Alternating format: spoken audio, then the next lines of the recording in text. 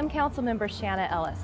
I'm chair of the City Council Transportation Committee, which focuses on a balanced, sustainable transportation system and moving people around and through Tempe. In this edition of Community Focus, we'll take a look at Tempe's award-winning transit program. We'll explore the Youth Transit Pass program. We'll look at how people move throughout Tempe, and we'll learn about future projects like the Tempe Streetcar. First, let's take a look at our transit system and see how easy it is to move about Tempe by riding the bus, walking, biking, or taking light rail.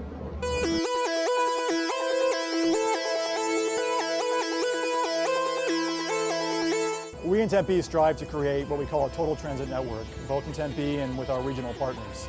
That involves all the various modes of our system, from the bus system to the express routes to orbit, to bike and pedestrian facilities, to light rail. All those modes interact as seamlessly as we can make them interact, so that people have to transfer between modes. It's as easy as possible, and you can get from point A to point B to point C efficiently and easily.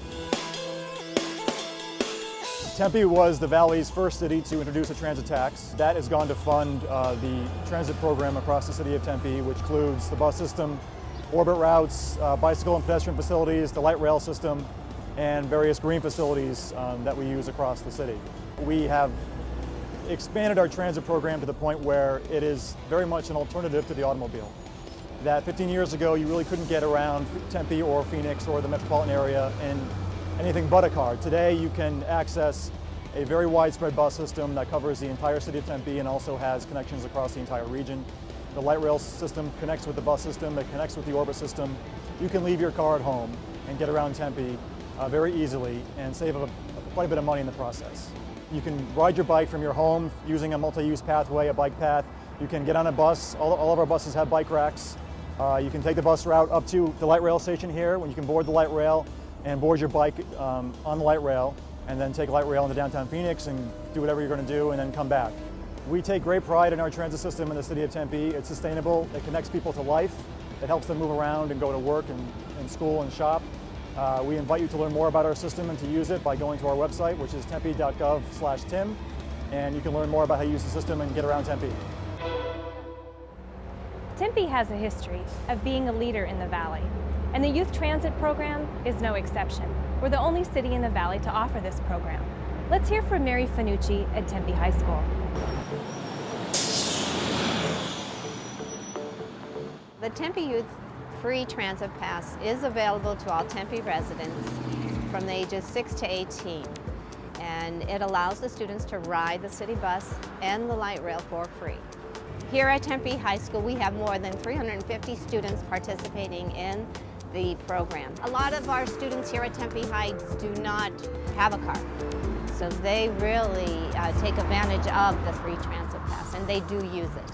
This program allows parents to save over $300 a year in transportation costs. Tempe High and the Tempe High students are benefiting by this program for sure.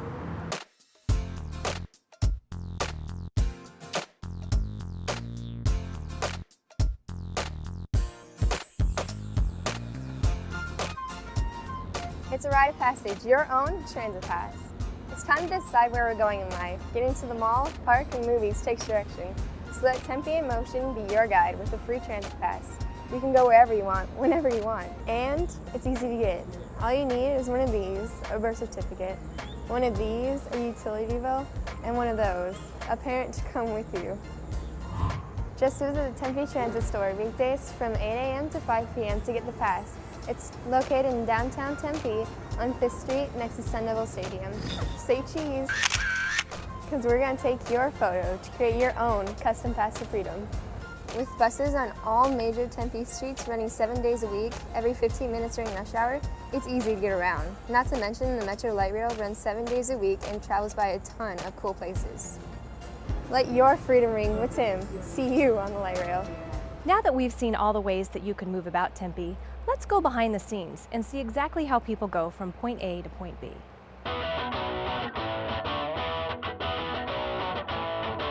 I am responsible for managing the city's right-of-way in terms of moving people and goods throughout the city of Tempe on our arterial streets, collector streets, residential streets.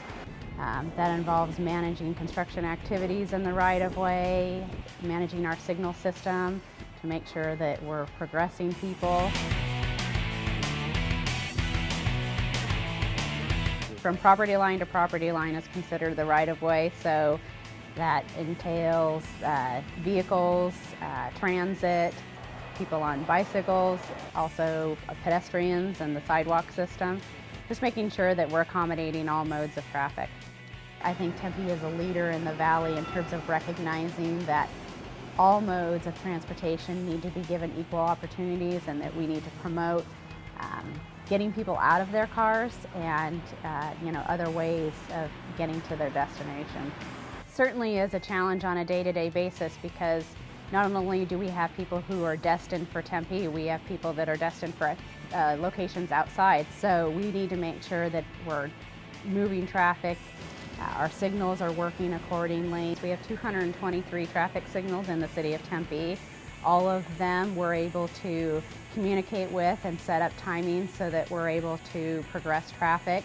If an incident happens at a signalized intersection or in the area, some of our intersections have cameras at them, so we're able to view them, see what the impacts are, and then adjust the timing so that we're able to move traffic.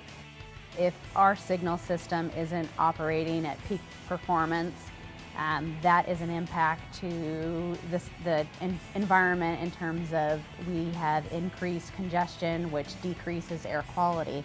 Idling cars is obviously a negative on our system, so we need to make sure that we are moving the traffic so that we don't have areas where there is buildup.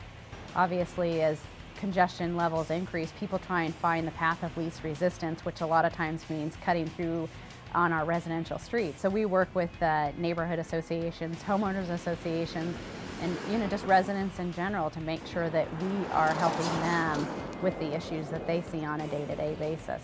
You can get street closure and restriction information at www.tempe.gov/street-closures, or you can also sign up to be part of our listserv at www.tempe.gov/list.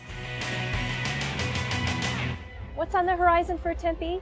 Let's take a look at a future project, the Tempe Streetcar.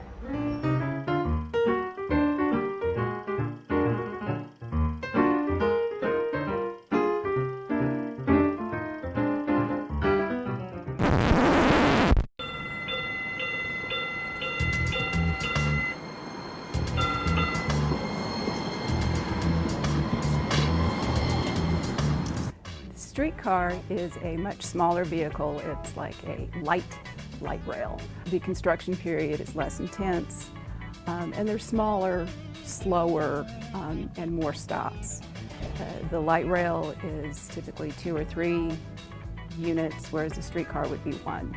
Across the country, it's been shown that a fixed rail transit system will have much greater economic redevelopment impact, whereas a bus route can change.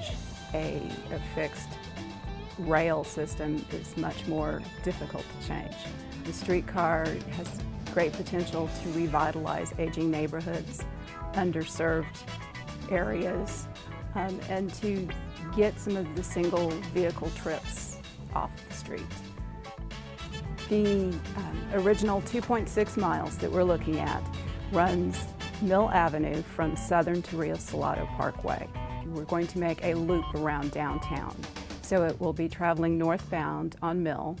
It will go to the west on Rio Salado. It will come down south on Ash Avenue and then back east on University to Mill.